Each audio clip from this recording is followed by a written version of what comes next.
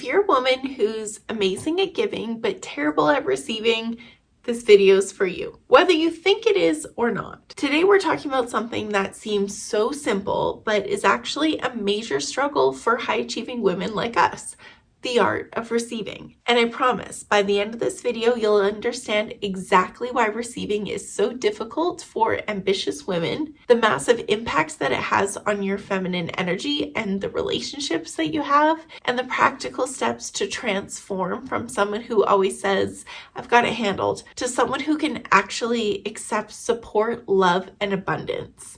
I'll even give you 3 powerful homework assignments that you can start today to help you actually implement this into changing your life. So stick around for those. But before we dig in, I've got an amazing free training for you. It's called Stop Making Life So Damn Hard, the 4-phrase framework for creating a beautiful life that's more than just one giant to-do list. If you're ready to stop feeling like your life is one never-ending project to manage, join me in this free training below, where I'll share the exact framework that's helped me and women just like you create lives that finally feel as good on the inside as they look on the outside.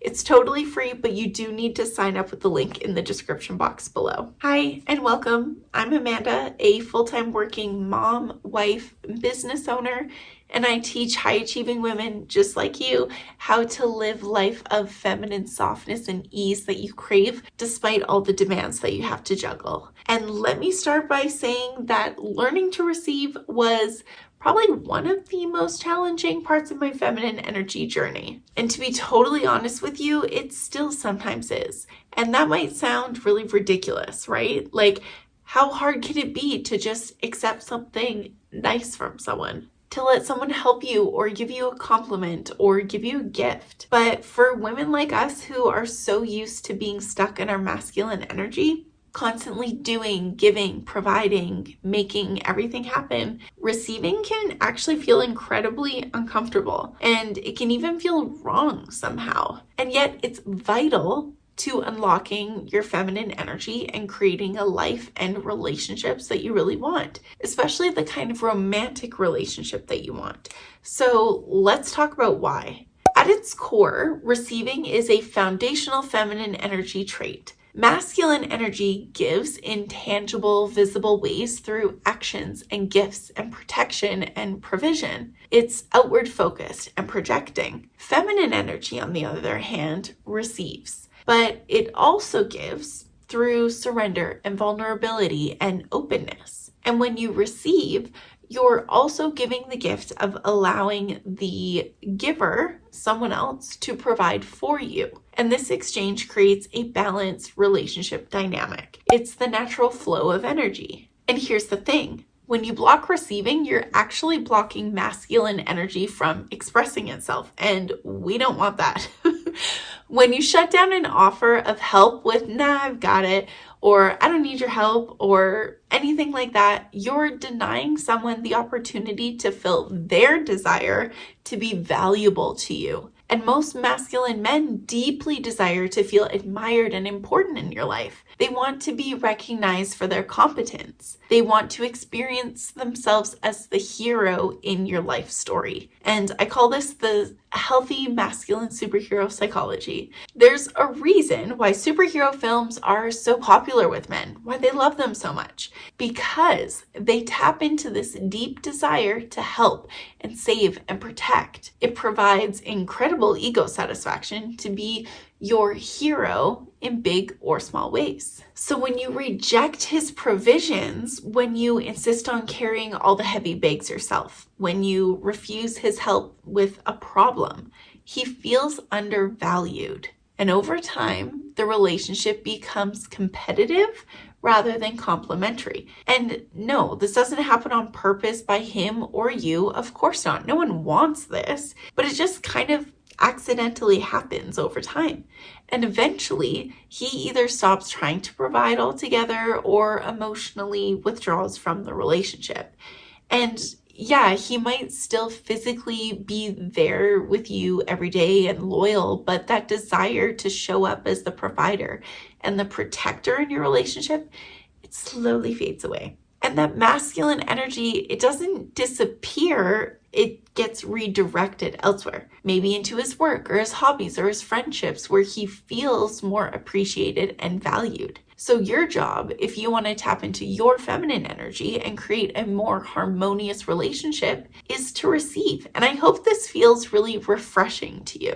Your job is not to pursue or impress, but to allow yourself to be led and provided for. When you joyfully receive what he offers, it completes the energetic circuit. Your reception actually fills his masculine energy, which creates that beautiful polarity that attracts masculine and feminine energy together. So let me give you an example. If a man buys his wife a purse and she squeals with delight, she hugs him and tells him how perfect it is, and then it makes her so happy, that fills up his masculine satisfaction. Now, if a woman buys her husband a watch and he says, "This is great, thanks," with a quick kiss, that might seem underwhelming to her, but it's actually perfect for his masculine energy, which doesn't need to express big emotions to feel appreciation. See, masculine energy is about pushing, doing, accomplishing, whereas feminine energy is about receiving, fluidity, softness, and being. And when two masculine energies meet, they repel. It's like butting heads. But when masculine meets feminine, there's harmony and attraction. There's magnetism and passion. And this is why leading with your accomplishments isn't effective in romantic dynamics. Don't lead with your success or your work junk or all the cleaning that you did or whatever. Don't lead with your doing. Instead, lead with your energy, your softness, your natural feminine grace. Because what matters to masculine energy is not how much you do for him. It's how you make him feel and how he knows he makes you feel. Your presence and your ability to receive are what create and sustain that attraction. A 2018 study published in the Journal of Social and Personal Relationships found that when partners feel their acts of care are received with appreciation, relationship satisfaction increases for both people, not just one. It increases a positive feedback loop that strengthens connection. So why is receiving so difficult for so many of us? Let's talk about the common blocks. And the first big one is the belief that it's not safe to receive. Maybe you've had experiences where gifts came with strings attached, or things given were later taken away as punishment. These experiences created a pattern of expecting hidden agendas behind every offer of help. Another block is the belief that I'm not worthy to receive. This shows up as being uncomfortable with compliments, refusing help even when you need it, and feeling that accepting gifts means that you're taking too much. Low self-worth is a huge, painful block. It's the belief that you haven't earned or don't deserve good things in your life, and the pattern of self-sacrifice that feels more comfortable than receiving unconditionally. Childhood conditioning around conditional love creates major receiving blocks. If you only received love when achieving or performing well, your inner child may be deeply uncomfortable with receiving unearned gifts. There's also the fear of owing something in return. This means viewing all exchanges as transactional and feeling anxiety about being indebted to someone. And how many of us were taught to never rely on a man? This creates what I call "I got it at all costs" syndrome, where we refuse help even when we're struggling and we really, really need it. And if this is resonating for you, please know that you're not alone. The good news is that you can overcome the discomfort of receiving. First, start by understanding how to receive properly. Receive with gratitude and appreciation, not entitlement. Express genuine joy when receiving. Your excitement fills the giver's energy. Work on softening into your feminine energy. Let go of constant control. Create space to receive. Move from doing to being. Learn to surrender. Trust the process. Allow others to support you. And release the need to manage every single outcome. Practice with everyday interactions. Say thank you when your partner does a household chore without adding, "But you missed a spot," or "You're doing it wrong." I used to be the queen of the "don't fold the towels, you're folding them wrong." Who cares?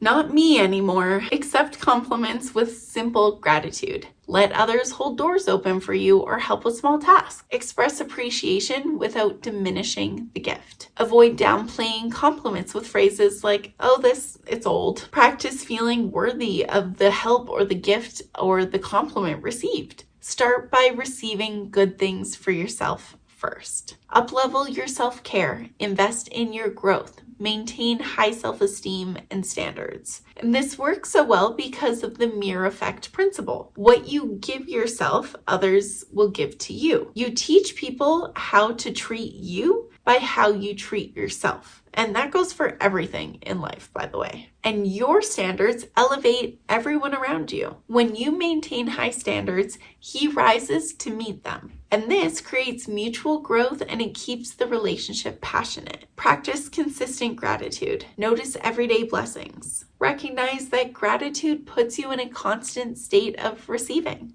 Release the transactional perspective that you might have. Understand that the healthy masculine feels fulfilled by providing. Remember that genuine giving doesn't create any debt. See the good in others' intentions. Let go of any suspicion that everyone wants something from you.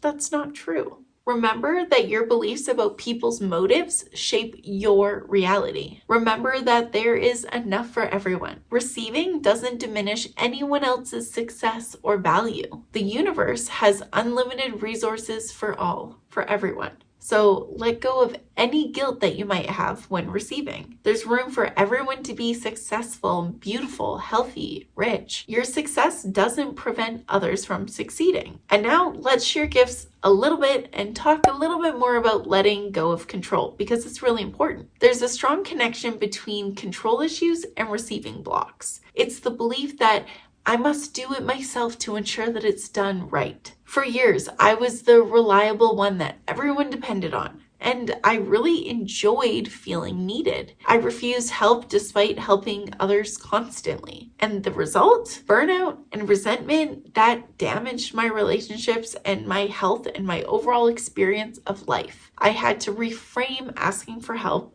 as a strength. Smart people leverage other people's skills. I had to recognize that seeking help is not strategic, it's not weak, it's just what we need to do for ourselves. Doing it all will not make you any more worthy. Control blocks unexpected blessings, and perfectionism prevents others from contributing in their own wonderful way. I practiced conscious surrender. I allowed others to help even if their way differed from mine. I trusted that the universe knows what I need. So what does all of this mean for you? Learning to receive isn't just a nice skill. It's essential for tapping into your feminine energy and creating the life and relationships that you truly desire. Now, as promised, here are 3 simple but powerful ways to start practicing receiving this week. First, when someone offers you help, gives you a compliment, or presents you with a gift, just say thank you and nothing else. No deflecting or minimizing or immediately trying to give something back. Just take a breath, make eye contact, and say thank you. And it'll probably feel a little weird at first, but notice how it feels in your body when you simply allow yourself to receive. Second, think about 3 small things that you could use some help with this week and actually ask someone for that help. Maybe it's asking your husband to pick up something from the store, or having a friend help you make a decision, or letting your mom watch the kids for an hour. Notice that some discomfort might come up when you do that. Just breathe through it and allow yourself to receive that support. And third, try practicing what I think of as a feminine pause. When you feel that urge to jump in and handle something yourself, just pause for 5 seconds. And in that tiny pause, ask yourself, is this truly mine to do? Or am I just preventing someone else from giving to me? And sometimes that small moment of awareness is all that it takes to create the space necessary for receiving. And these practices might feel uncomfortable at first, but that discomfort is where growth happens. Be patient with yourself as you develop this new skill. Remember that learning to receive isn't selfish, it's necessary for creating balance in your energy and your relationships. And when you allow yourself to receive, you give others the gift of giving, and you create space for more abundance to flow into your life. Don't forget to sign up for my free training, Stop Making Life So Damn Hard, the 4-phase framework for creating a beautiful life that's more than just one big giant to-do list. It's a mouthful, but it's great. The link is in the description box below. It's totally free, but you do need to sign up for it. If you found this video helpful, I know that you'll find this one really helpful, all about embracing feminine energy in your romantic relationship. And I hope that you'll subscribe so I can see you next time. Until then, stay aligned.